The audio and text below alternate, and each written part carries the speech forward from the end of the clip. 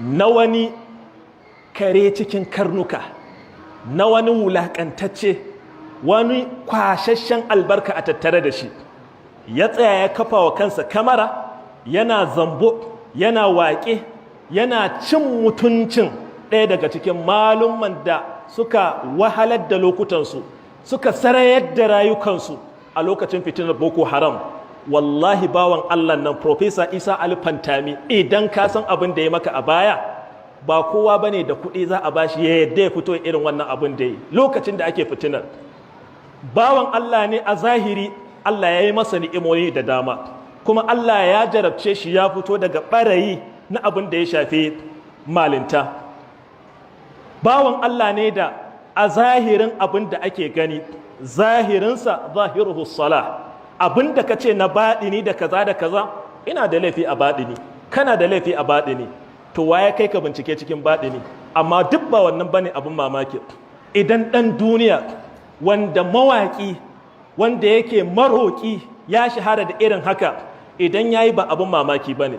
Wanda yake mai addini, ɗalibin wannan bawan Allah, an daɗe kai ma ana ganin ka a wannan harkar, a zo ana kutuntuma ashar, kana jin daɗi, kana raha, kana murna, wai saboda ai kun haɗa siyasa, amma a da kuma kana yabansa, kana a fito irinsu su ake nema. Me damuwarsa? Kawai saboda ya haɗa hanya da waɗanda suke iyayen gijinka, ba su zama maka tsagutu ba kenan? Damuwarsu kawai don menene za a haɗa gari, bai fito a nan ba ya fito a can, don haka a zage shi mu ji daɗi, a gaya masa komai mu ji daɗi, a dinga siffanta mutum mahaddacin ƙur'ani, masanin shari'a da ƙwaya, da kalmomin ba za su ji daɗin ji ba. Wai me damuwarsa? Ya fito harkar siyasa saboda ya ce a zo a gyara. Kuma a duniyancan nan ba anakallahu kaɗai ba ne, yana da cikakken shaida cewa ya iya wannan ɓangaren, kuma kun gwada shi, kun ga, kun jinjina ya yi. Bari ma abin da ya samu na yabo, nawa ne suka samu? Yanzu idan da zan kulla masallacin nan in ce wane ne yake a irin wannan matsayin nasa, wallahi ni dai ban san shi ba. Ka san shi kai a yau? Don me yasa mu idan namu ne mu haɗu mu ci mutuncinsa, mu zage shi, mu nuna bai iya ba, amma idan na wani ne gum shiru kake ji? Wannan munafurci ne, ha'inci ne, cin amanar al'umma ne wannan.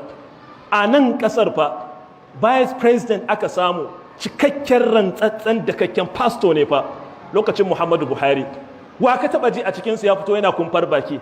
Wa ka taɓa ji a cikinmu ya fito yana suka? A'a, sai namu ne bai iya ba, namu ne ba za a samu ci gaba a tattara da su ba, amma su nasu gum za ka ji al'amari shiru. Amma idan namu ne, da mu da kai za a haɗu domin a zage shi, domin a nuna bai iya ba. Wannan ba daidai ba ne cikin al'umma. Amma sai bango ya tsage kadangare ke samun inda zai shiga. Yau bawan Allah nan Prof, da a ce waɗanda suke ‘yan uwansa malamai sun mara masa baya, abinda nake nufi da mara baya, sun gamsu da abin da yake ƙoƙarin yi, ko da alal aƙalli ba su ce a yi shi ba, alal aƙalli ba su nuna cewa za su fito su yaƙe shi ba kamar yadda wasu muka ga ɗaiɗaiku, wannan karan da bai samu damar irin wannan wulaƙancin da munanan kalmomin da ni da na fara ji ban iya jiya ƙarshenta ba. Mamaki ne ta yi, ina cikin mota kafin na zo, yanzu al'umma hatta kai irin haka? Ai wannan cin mutuncin da ƙazafi da wannan firicin, kuma a ji daɗi, watakila hai ai raha ai dariya a tura wani?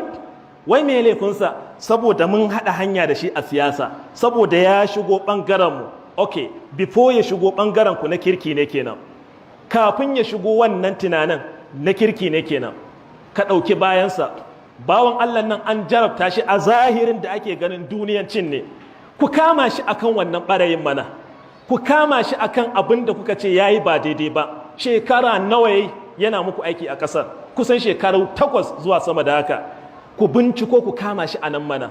Me yasa sai aje ana suka cikin at-ta'nu fi shakhsiyya? Ashe ba mu muke cewa wannan shugabannin sun kai intaha wajen rashin mutunci ba, sun kai aikin ba daidai ba, muna buƙatar nagartattu su shiga ciki? Ashe dama haka za a yi wa nagartattu ɗin a zahiri?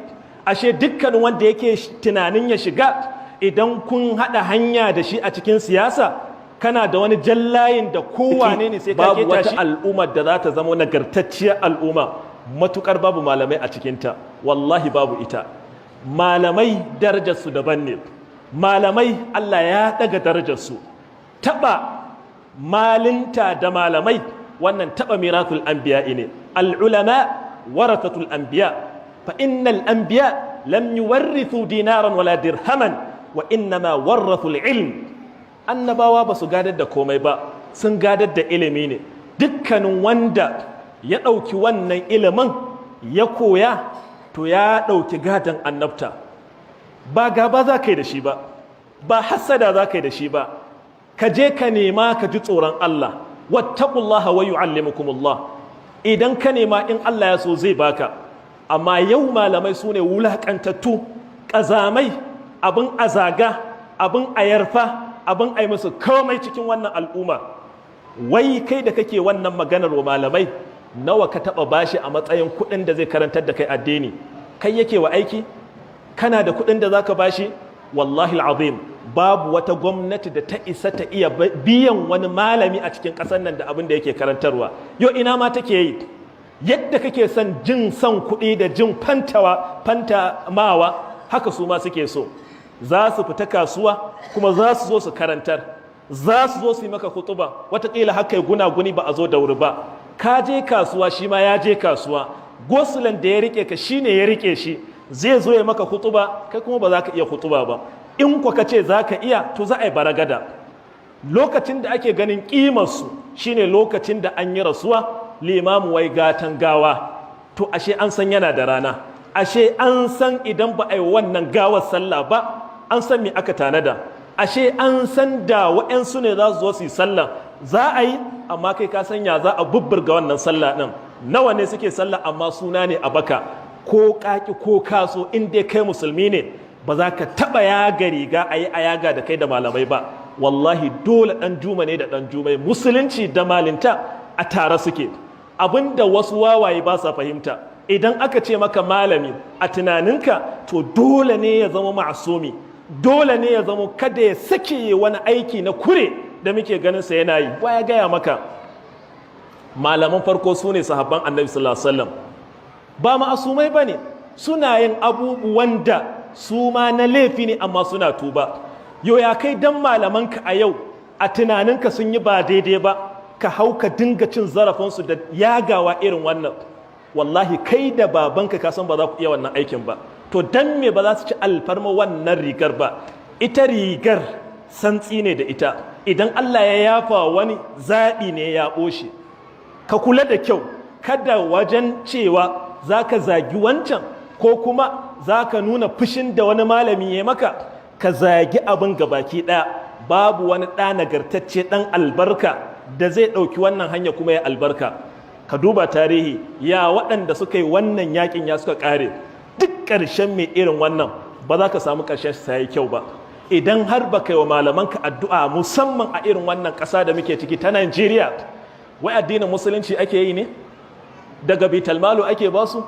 Ko kuma kana da wani tsari a masallatanka ko a society na unguwa da ka ce ka sa musu wani monthly salary da kake ba su? Waye zai haka?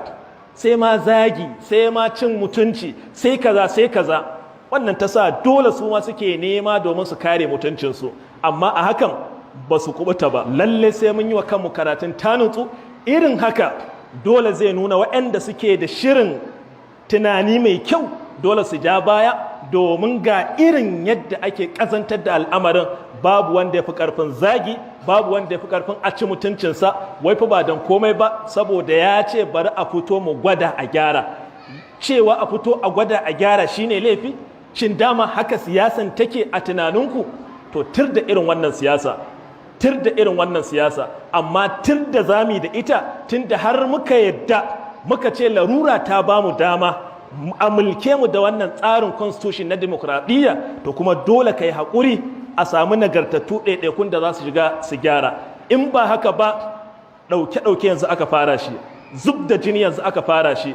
Dama su waɗanda suke asararru ba nagartattu ba, abinda suke so a koda yaushe kada waɗanda suke da nagarta su zo domin gyara wannan al'amari. Amma in ba haka ba, menene amfanin wannan al'amari? Ubangiji Allah ya ganar da mu, Allah ya farkar da mu daga wannan dogon bacci da muke yi. Amma shakka ka sani, shi naman malamai guba ne, naman malamai guba ne. Ba ka ci ba, ka jira ka ga ƙarshenka, ka jira ka ga yaya Allah maɗaukakin sarki zai yi da kai, matuƙar baka tuba ka daina wannan al'amarin ba. Ba ma'asumai ba ne, suna laifi, amma kuma suna da riga alfarmar da Allah ya yafa musun da dole sai ka yi taka tsantsan wajen mu'amala da ire-irensu. Allah ya ganar da mu. Allahumma amina fi awtanina wa aslih a'immatana wa ulata umurina. Allahumma man arada biladana bi khairin فوفقه بكل ما تحب وترضى ومن أراد بلادنا بشر فرد كيده في نحره واجعل تدبيره تدميرا عليه يا رب العالمين وقوموا إلى صلاتكم يرحمكم الله.